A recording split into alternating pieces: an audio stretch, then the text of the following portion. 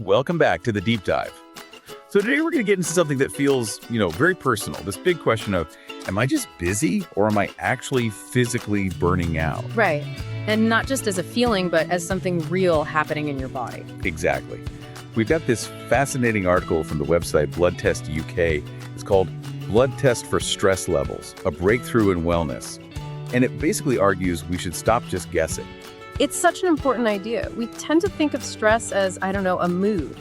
But this source says, no, stress is a chemical thing. A chemical thing you can measure. Exactly. We're talking about measuring a hormone called cortisol. It's basically the main stress hormone. And the idea is to use simple words here so we can all get how this works and, why it actually helps. So this test from Blood Test UK looks at cortisol, which is kind of like your body's alarm system. The whole fight or flight response we hear about. But it's not just that. The source mentions they also look at adrenaline and another one called DHEA-S. Okay, see, DHEA-S is interesting. I feel like most people know cortisol, but DHEA, what's that about?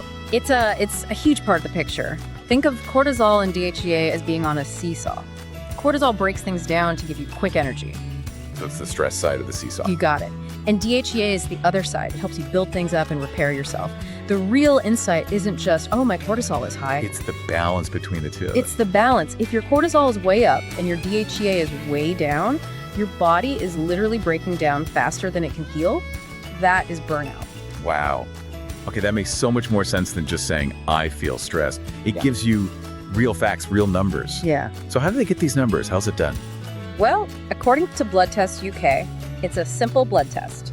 A tiny needle in your arm or hand to get a small sample. And it's quick. Super quick. And it usually doesn't hurt much. The really neat thing they mention, especially for anyone in the UK, is how they make it easy. They offer home visits across the whole country. Yeah, that's a game changer. It takes away the stress of, having to go to a clinic. But I was reading the instructions in the source. You have to get ready for this test. And the rules, they seem a little intense. You mean the prep? Yeah. Like no coffee or alcohol for 24 hours before the test. And no hard exercise on the day of. Right.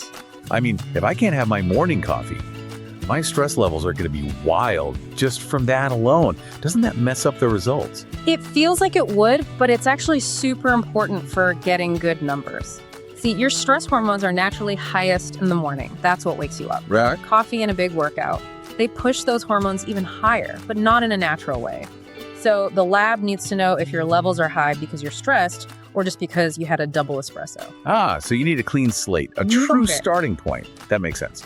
Yeah. So let's say I do it. I get my numbers back and they show my stress is high. Why does this matter? What can I do? It's all about your health in the long run. The source points out that high stress for a long time can lead to some really serious problems. Like heart problems. Heart problems, sicknesses like diabetes. The test helps you catch these things really, really early. So once you know your numbers, you can actually do something. Change your food, try yoga. Exactly. And you can see if it's working. The source even says that companies are starting to use this to help their workers feel less tired and stressed out. That's amazing. And what about the future? The article mentions some cool new things coming. Oh yeah, things like testing your hair or even your spit instead of blood. And kits you can use right at home. And the really big one is smartwatches. Imagine a watch that could track your stress hormones all day long. That would be something else. Although I wonder if getting a notification telling me I'm stressed would just make me more stressed. It's a real possibility. But in the end, I guess what the source is saying is that knowledge is power. For sure. Knowing your stress number is the first step to being able to fix it. If you want to get into all the details, you should definitely check out the full article on the Blood Test UK website. So here's a final thought to leave you with. If that smartwatch existed and it beeped right this second to tell you your stress number was way too high, would you actually stop what you're doing to relax? Or would you just silence the alarm and keep going? Thanks for listening.